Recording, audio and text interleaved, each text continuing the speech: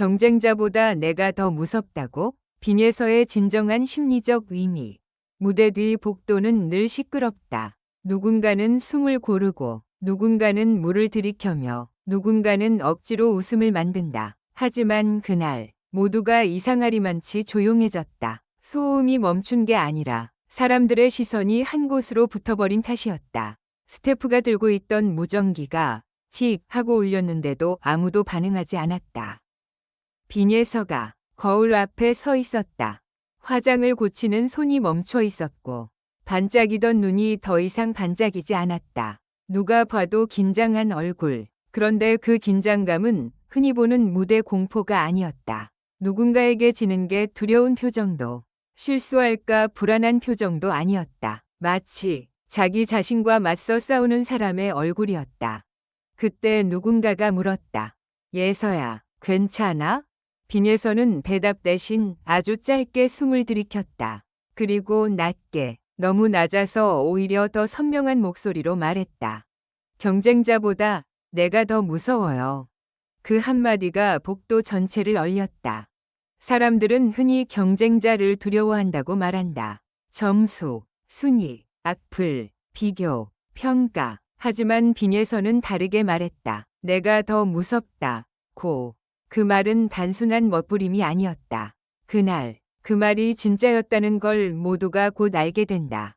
1. 무대의 천재라는 가면 뒤에 조용한 폭풍. 방송에 비친 빈에서는 늘 강했다. 노래가 시작되는 순간 눈빛은 날카롭게 세팅되고 표정은 정확한 감정선을 타며 관객을 끌어당겼다. 실수도 없었다. 흔들림도 없었다. 그러니 사람들은 그녀를 타고난 아이라고 불렀다. 하지만 사람들은 몰랐다. 그 완벽함이 사실은 불안을 붙잡기 위한 끈이었다는 걸. 스태프들 사이에서 은근히 유명한 말이 있었다. 예서는 리허설 때 더 무섭다. 무대에서가 아니라 리허설에서. 아직 관객도 없고 카메라도 켜지지 않은 그 시간. 빈예서는 더 예민했다. 같은 구절을 끝없이 반복했고 아주 작은 음정의 흔들림에도 얼굴이 굳었다. 괜찮다는 말이 들릴 때까지 절대 멈추지 않았다. 그건 완벽주의가 아니라 일종의 자기 검열이었다. 스스로를 계속 재판대에 올리는 습관. 그리고 판사는 항상 잔인했다. 2. 사건의 시작. 뜻밖의 질문 하나. 녹화 당일 인터뷰 대기실에서 제작진이 가볍게 던진 질문이 있었다. 이번 무대에서 가장 경계하는 사람은 누구예요? 대부분은 경쟁자의 이름을 말한다. 아니면 다 잘해서요. 같은 안전한 대답을 한다. 그런데 빈에서는 잠시 눈을 감더니 뜻밖의 말을 꺼냈다. 저요. 제작진이 웃으며 되물었다. 본인이요? 그 순간 빈에서는 웃지 않았다. 입술이 아주 조금 떨렸다. 그리고 다시 말했다. 제가 제일 무서워요. 제가 저를 못 견디겠을 때가 있거든요. 분위기가 달라졌다. 장난으로 넘길 수 있는 톤이 아니었다. 어떤 고백에는 무게가 있다. 가벼운 대본으로도 지울 수 없는 무게. 제작진은 더 캐묻지 못했다. 대신 카메라를 잠깐 내렸다. 그 짧은 멈춤이 오히려 더 큰 폭풍의 예고처럼 느껴졌다. 3. 무대 직전. 들려온 참을 수 없는 소리. 공연 순서가 다가오자 빈에서는 혼자 대기실 구석으로 갔다. 그녀는 계속 귀를 만졌다. 마치 무언가가 들리는 듯 혹은 들리지 않게 막고 싶은 듯. 괜찮아? 라는 질문이 다시 날아왔을 때 빈에서는 고개를 끄덕였다. 그런데 그 끄덕임이 너무 빨랐다. 빨리 끝내고 싶다는 듯. 그리고 누가 보지 않는 틈에 그녀는 손바닥에 손톱을 눌렀다. 흰 살에 붉은 자국이 남았다. 통증으로 정신을 붙잡으려는 사람만이 하는 행동이었다. 그 순간 그녀가 무서워하는 건 다른 참가자의 고음이 아니었다.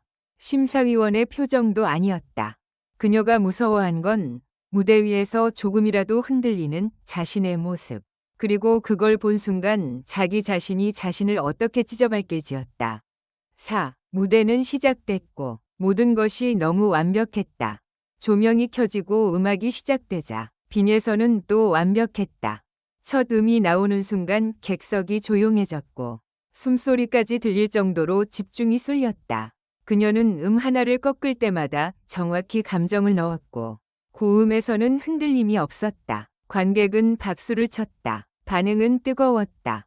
그런데 이상하게도 카메라는 그녀의 손을 길게 잡았다. 손이 떨리고 있었다.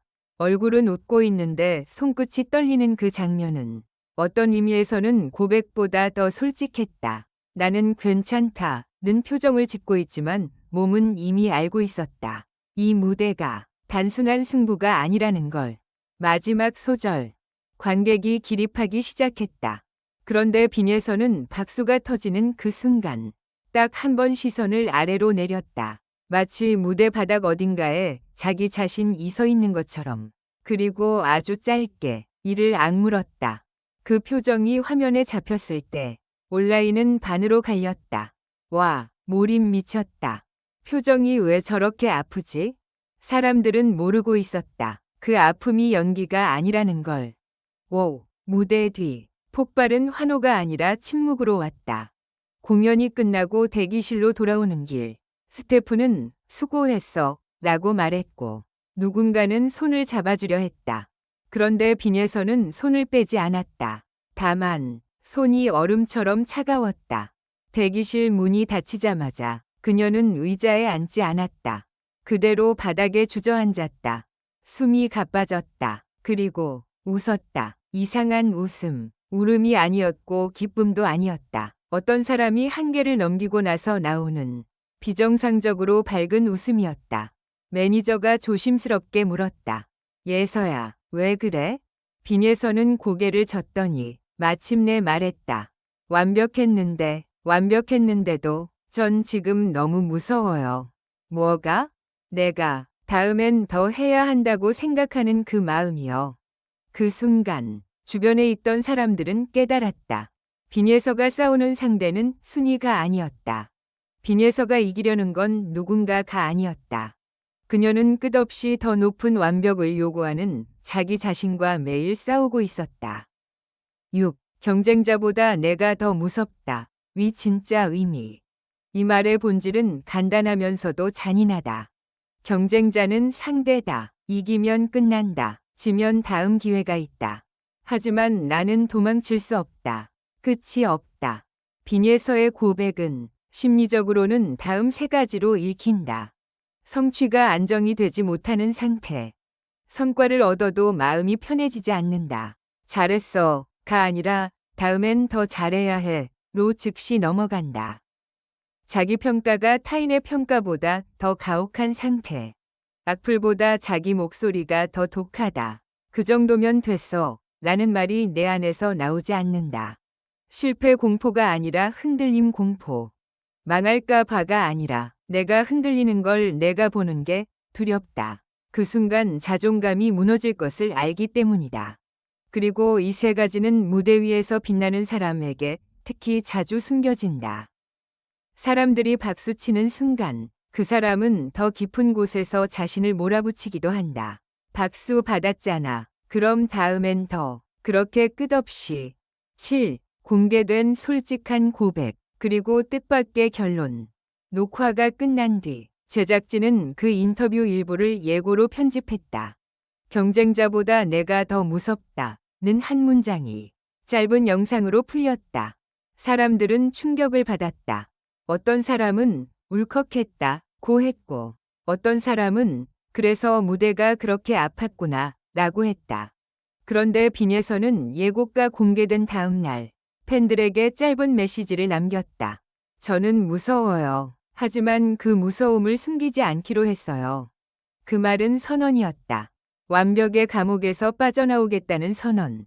무대를 더 강하게 만들겠다는 선언이 아니라 자기 자신을 덜 괴롭히겠다는 선언이었다. 그리고 그것이야말로 진짜 강함이다. 무대는 계속될 것이다. 순위도 변할 것이다. 경쟁자도 바뀔 것이다. 하지만 빈에서가 지금 공개한 이야기는 단순한 방송의 화제거리가 아니다. 어떤 사람들에게는 거울이다. 나는 누구보다 나 자신이 무섭다. 그 말은 아프지만 동시에 시작이다. 빈에서가 진짜로 이기고 싶은 상대는 결국 자신을 끝없이 몰아붙이는 내 안의 목소리일지도 모른다. 그리고 그 싸움에서 단 한 발짝이라도 물러나 괜찮아 라고 말해줄 수 있다면 그 순간부터 그녀의 무대는 더 무섭게, 더 아름답게 변할 것이다. 마지막으로 모두 행복한 시간을 보내시길 바랍니다. 이 글은 오락 목적으로만 작성되었으며 현실에 기반한 내용이 아닙니다.